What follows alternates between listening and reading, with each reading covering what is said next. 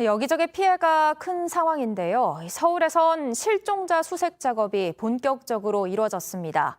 사흘 전 강남역 인근 맨홀에 빠졌던 남매 중에 남성이 숨진 채 발견됐고 함께 실종된 여성은 아직 찾지 못했습니다. 여도현 기자의 보도입니다. 서울 강남도로 한복판에 맨홀 뚜껑이 열려 있습니다. 굴착기가 줄을 아래로 내리고 구조대원들이 작업을 벌이고 있습니다. 지난 8일 밤 맨홀에서 실종된 남매 가운데 남성이 발견된 겁니다. 사고가 난 맨홀로부터 1.5km 떨어진 곳이었습니다. 당시 두 사람은 비가 쏟아져 근처 아파트로 대피했는데 다시 길을 나섰다가 맨홀에 빠졌습니다. 집에 오는 길에요. 물이 많이 차서 차가 그쪽으로 갈 수 없었고 마침 진흥이 거기 있어서 또 아파트 앞에다가 세워졌어요.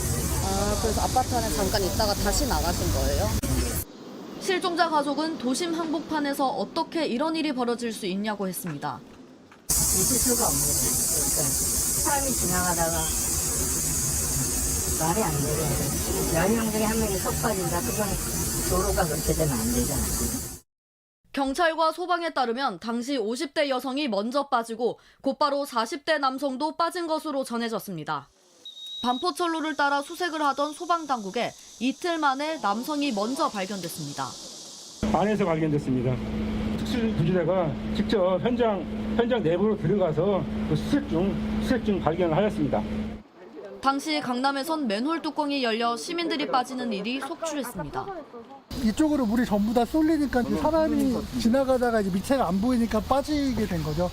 그래서 다른 분들이 이제 건져가지고 제가 지나가다가 보고 신고를 드린 거고요. 하수관 내 물이 가득 차오르며 수압을 이기지 못해 뚜껑이 열리는 건데 도로가 물에 잠겨 있다 보니 보이지 않는 겁니다. 사고를 막기 위해선 우선 맨홀들에 대한 조사가 필요합니다. 어느 지역의 맨홀들이 수압을 가장 많이 받을 가능성이 있다. 그런 부분들을 먼저 좀 조사를 하고. 전문가들은 특히 취약한 맨홀의 경우 표지판을 따로 설치하거나 열렸다가 다시 닫히는 맨홀로 교체할 필요도 있다고 강조했습니다. JTBC 여도현입니다.